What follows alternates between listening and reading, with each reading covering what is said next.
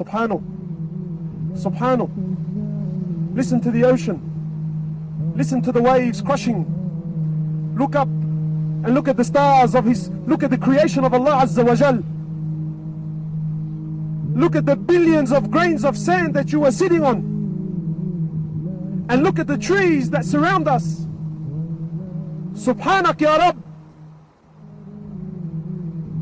Subhanak Ya Rabb, that all of His creation, be it the earth, be it the ocean, be it the trees, be it the animals, be it insan, be it the jinn, be it the prophets, be it the angels, be it Jibreel, be it Israfil, everything is dead except Allah Azza wa Jal. Everything is dead. Everything is dead except Allah Azza wa Jal. Nothing moves, nothing stops, nothing makes, and nothing breaks except by His will. Subhanak Ya Rabb.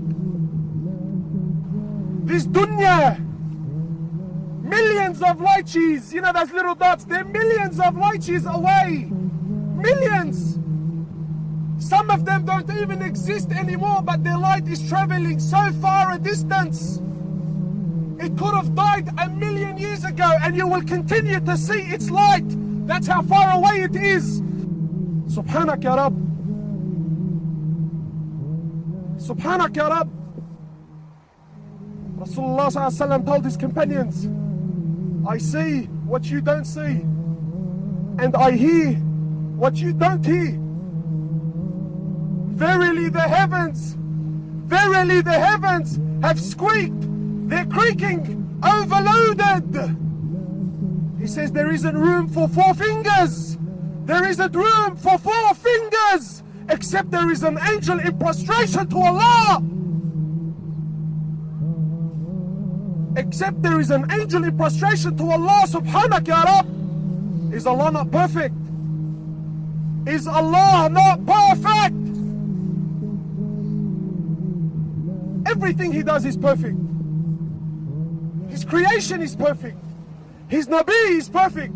His deen is perfect. His rahmah is perfect. And my brothers, His punishment is perfect.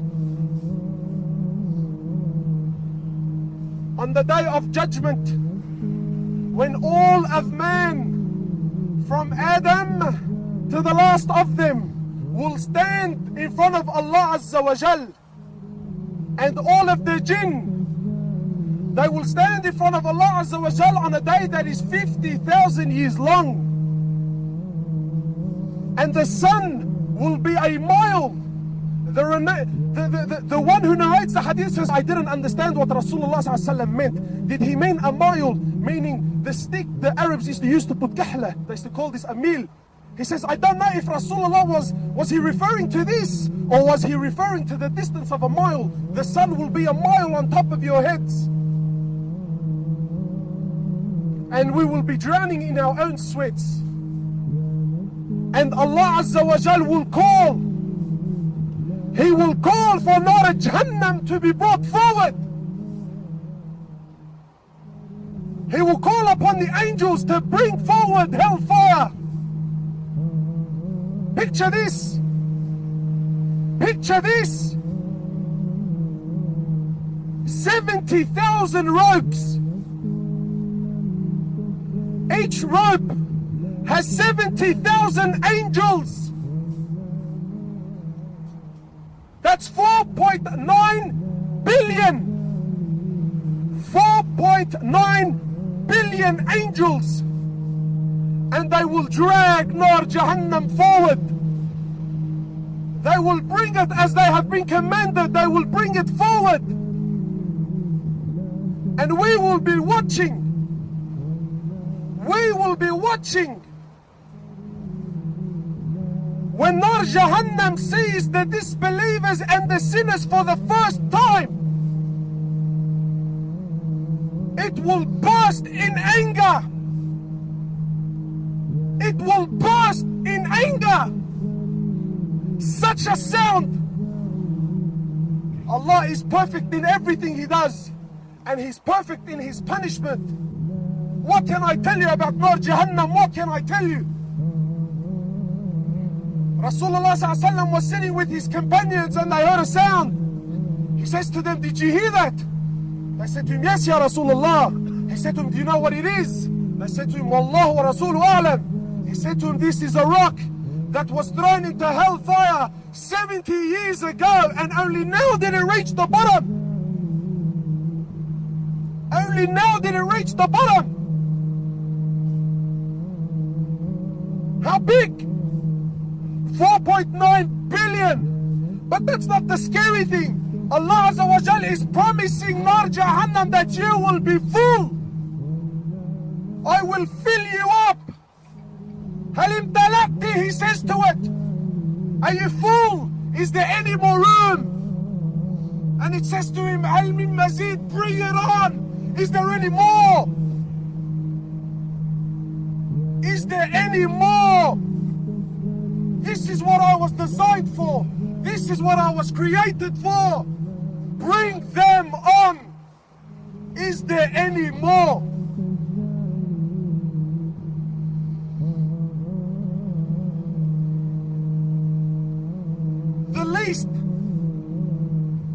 The least punishment in hellfire is a man will be made to stand on two burning coals. He will be made to stand and his brain will boil. And the miskin thinks that he's copying the worst punishment. He thinks he's copying the worst punishment. Rasulullah said this is the least punishment.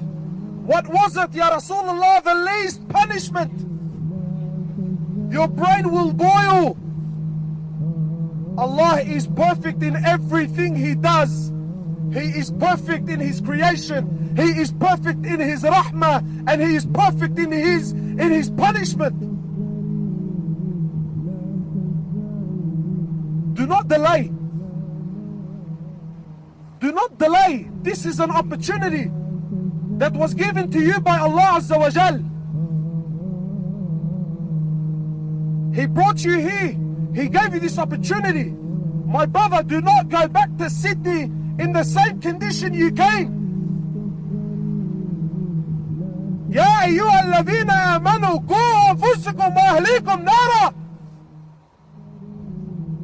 O you who believe, save yourselves and your families from hellfire.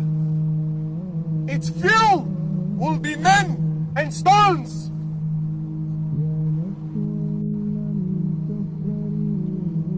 Do not delay. This is the time.